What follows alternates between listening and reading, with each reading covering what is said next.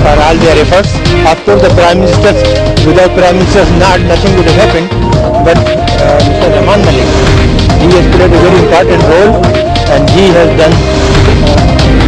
He has cleared most of the misgivings and misunderstandings, and I owe it to him a lot.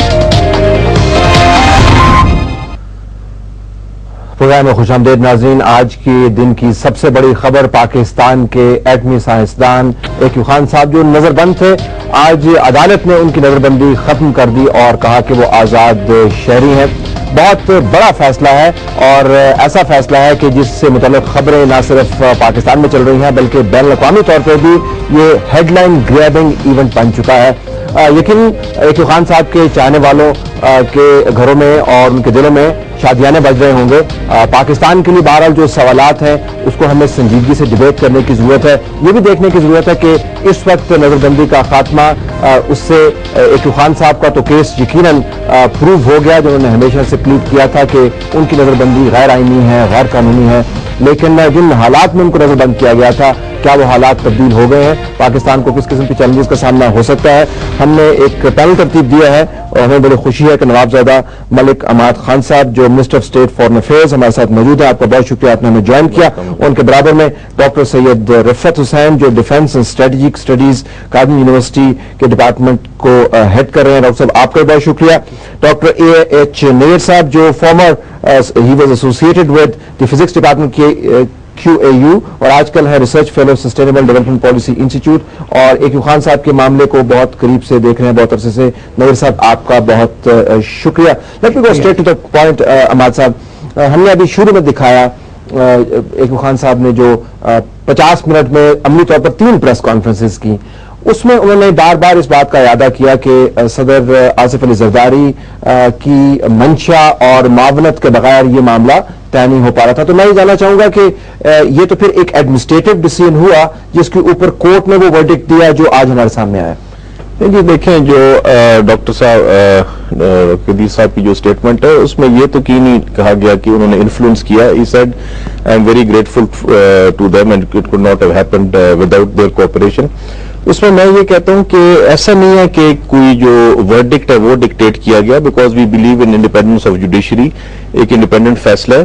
لیکن ایک جو environment create کرنے کے خام خواہ ڈاکٹر قدیر صاحب کو ایک جو ٹارگٹ بنایا ہوا تھا اور ان کی انکارسریشن ہو رہی تھی, تو وہ ماحول تبدیل کیا گیا. تو that may not have been possible without if the current leadership was not there. تو ان کا یہ مطلب ہوگا. ٹھیک ہے, مطلب اس کو عدالت کے فیصلے کو انفلوئنس نہیں کیا گیا. ہم ذرا ناظرین کو اور پینلسٹ کو دکھانا چاہیں گے جو کورٹ نے آج جو ورڈکٹ دیا, اس کے ساتھ ایک انیکسچر اے بھی ہے جس کے جو کانٹینٹ ہے وہ نہیں بتایا گیا, اور اس میں لکھا یہ گیا ہے کہ حکومت کی طرف سے چند ایک کنڈیشنلٹیز لگائی گئی تھیں, چند ایک کنڈیشنز لگائی گئی تھی جس کو اے کیو خان صاحب کی طرف سے ایکسپٹ کر لیا گیا بذریعہ اپنے لائر کے.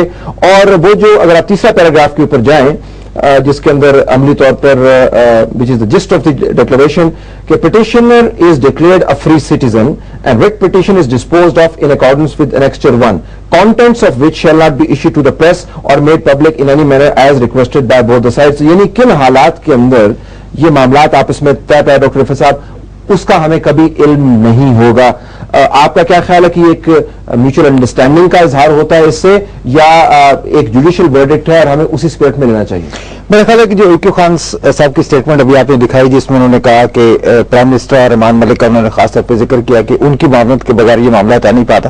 میرا یہ خیال یہ ہے, اور میں قیاس آرائی کر رہا ہوں کیونکہ اس کے کنٹینٹس کا ہمیں بھی نہیں پتا, آپ کو بھی نہیں پتا, کہ وہ جو انیکسر اے ہے اس کے اندر جو ٹرمز اینڈ کنڈیشنز آئی ہیں, میرا خیال ہے کہ اس کو نیگوشیٹ کرنے میں شاید ان کا کوئی رول جو ہے وہ اس معاملے سے رہا ہوگا. وہ کنڈیشنلٹیز کیا ہیں؟ میرا خیال یہ ہے کہ پاکستان کے اوپر بہت سارا پریشر جو ہے وہ نان پرولیفریشن لابیز جو کہ امریکہ میں آپریٹ کر رہی ہے ان کی طرف سے تھا, اور یہ ڈیمانڈ کیا جا رہا تھا کہ اے کیو خان کا جو کیس ہے اس میں فل ڈسکلوجر جو ہے وہ انٹرنیشنل کمیونٹی کو ابھی تک وہ اویلیبل نہیں ہے, اور ہمیں کسی طریقے سے ان تک رسائی جو ہے وہ مہیا کی جائے. حکومت پاکستان کا موقف یہ تھا, اور آج فارن آفس کی بھی اسٹیٹمنٹ اس حوالے سے آئی ہے کہ جی یہ کیس ہم سمجھتے ہیں کہ یہ کلوز ہو چکا ہے. تو اب اگر اے کیو خان صاحب اگر آزاد شہری ہیں تو ان کو اگر کوئی ان کے جو نیٹ ورک کے حوالے سے یا ان کا جو پرولیفریشن کے جو الزامات ہیں اس کے حوالے سے اگر کوئی انہیں کانٹیکٹ کرتا ہے اور وہ کوئی ایسی چیز کہتے ہیں جو کہ پاکستان کے قومی مفاد کے منافی ہے تو میرا خیال ہے کہ اس قسم کی کوئی انڈرسٹینڈنگ جو ہے وہ اسے نیکسٹ میں ہو سکتی ہے. نیر صاحب، ڈاکٹر صاحب، میں فارن آفس کی طرف سے جو پریس ریلیز آئی جس کا ڈاکٹر عرفان ذکر کیا وہ بھی ناظرین کو دکھاتا چلوں. اس کے اندر دہرایا گیا ہے کہ اسلام آباد ہائی کورٹ کا جو فیصلہ تھا اس کے نتیجے میں اے کیو خان صاحب کو ایک آزاد شہری ڈکلیئر کیا گیا ہے، اور اس اسٹیٹمنٹ میں یہ بھی کہا ہے کہ یہ فیصلہ واضح ہے اور اس کے اوپر کسی قسم کی رائے کا اظہار کرنا ضروری نہیں ہے، اور حکومت پاکستان ضروری تحفظ فراہم کرے گی ڈاکٹر اے کیو خان کو. لیکن آخری جو لائن ہے وہ بڑی انٹرسٹنگ ہے، اور عماد صاحب نے بھی ایک بالواسطہ طور پر اس کا حوالہ دیا ہے. کہا گیا ہے کہ the so called A Q Khan affair is a closed chapter. ابھی عماد صاحب نے بھی یہ کہا کہ ایک خام خواہ کا جو ایک کنٹروورسی بنائی گئی تھی، تو یہ خام خواہ کی کنٹروورسی تھی، اور اے کیو خان صاحب کا جو افیئر جو تھا was it a so called affair? اس کے اوپر آپ کی رائے چاہیے.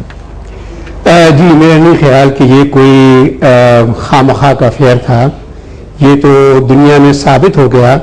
ان ثبوتوں کو جو دنیا کے دوسرے ملکوں میں پڑے ہوئے ہیں ہم کیا کریں گے؟ ہم ان کو وش اوے تو نہیں کر سکتے نا. لیبیا میں، ایران میں، نارتھ کوریا میں جو کچھ بھی ان کی طرف سے پرولیفریشن ہوئی، جو چیزیں پہنچی، جو لوگوں نے بتایا، اس کو تو آپ وش اوے نہیں کر سکتے. یہ کہتے ہیں کہ ہم نے چیپٹر کلوز کر دیا تو شاید ملک کے اندر کلوز کرنے کی ان کی خواہش ہوگی. دنیا کی سطح پہ یہ کلوز نہیں ہو سکتا. حقیقت جو ہے وہ یہ ہے کہ doctor A Q Khan has been a huge embarrassment for Pakistan. اب اس کو ہم کیسے ہینڈل کرتے ہیں؟ اچھی طرح ایک گریسفلی ہینڈل کرتے ہیں، یا ہم ان کے اس چیزوں کو کے اندر چالاکی دکھانے کی کوشش میں کبھی ان کے ساتھ کچھ کرتے ہیں، کبھی ان کے ساتھ کچھ کرتے ہیں، یہ ہم پہ منحصر ہے. تو یہ کورٹ کا جو ورڈکٹ ہے یہ آپ کس کیٹیگری میں ڈالتے ہیں؟ یہ آپ گریسفل ہینڈلنگ کے کیٹیگری میں ڈالتے ہیں، ایک آزادانہ ورڈکٹ کی کیٹیگری میں ڈالتے ہیں، یا چالاکی کی کیٹیگری میں ڈالتے ہیں؟ دیکھیے، بات جو ہے وہ یہ ہے کہ جتنا سچ ہے اس کو کسی نہ کسی وقت وہ سامنے آ جائے گا. اس سچ کو آپ چھپاتے چلے جائیں، اس کے اوپر جگہ جگہ مٹی ڈالتے چلے جائیں، تو وہ کسی نہ کسی وقت ایسی صورتحال پیدا کرے گا کہ جس میں آپ کو امبیرسمنٹ ہوگی. صورتحال جو ہے وہ تو یوں ہے کہ آپ نے ایک شخص کو پکڑا، اس پہ الزام لگایا، لیکن کسی کورٹ نے اس کا مقدمہ نہیں چلایا اور اس کو بند کر دیا. یہ بنیادی حقوق کی خلاف ورزی تھی اس شخص کی. اس کے اوپر یہ بھی اپنی جگہ پہ بالکل غلط تھا. آپ کے پاس اتنا مضبوط پروزیکیوشن سسٹم ہونا چاہیے کہ اگر ثبوت ہے تو مقدمہ چلائیں اور سزا دیں، اور سزا دے کر اس کو پھر اس پہ قائم رہیں. آپ اسٹے آن دس پوائنٹ کیونکہ آپ نے 2-3 نکات اٹھائے. میں چاہوں گا کہ عماد صاحب اگر اس کو کمنٹ کرنا چاہیں تو ویسے question for you, go ahead. پہلی بات تو یہ جی کہ ڈاکٹر صاحب کو بھی انہوں نے ایک امبیرسمنٹ کہا، تو اس میں ایشو از کہ if you ask the man on the street، بہت سارے لوگ میرے خیال میں اس چیز سے ایگری نہیں کریں گے کالنگ him an embarrassment. بہت سارے لوگ تو ان کو غیر ہیرو بھی قرار دیتے ہیں. لیکن just going back towards facts, ٹھیک ہے وہ ایک رنگ تھا، مگر اس میں کوئی 20 سے زائد افراد انوالو تھے انٹرنیشنلی. ابھی آپ دیکھیں کہ سوئٹزرلینڈ میں بھی کچھ افراد رہا ہوئے، سوئس کورٹس ایکویٹڈ somebody، اس کے بارے میں تو کسی نے کریٹیسزم نہیں کی.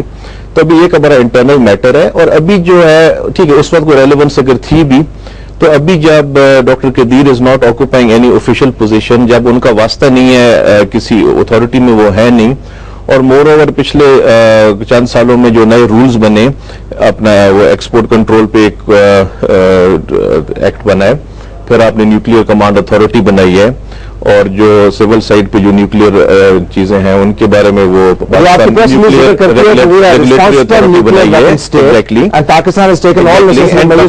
no longer got anything to do with any nuclear setup, so it's no need incarcerating him anymore. Doctor صاحب آپ کا کمنٹ اس کے اوپر. میں صرف ایک کوٹ دوبارہ سنوانا چاہوں گا کیونکہ اے کیو خان صاحب نے معاملہ ان کی پریس کانفرنس کے بعد یہ شروع ہوا.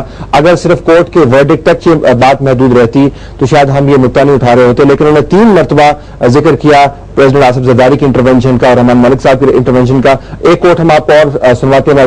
دیکھیے گا ڈاکٹر اے کیو خان اس فیصلے کے تناظر کو خود سے کس طرح بیان کر رہے ہیں.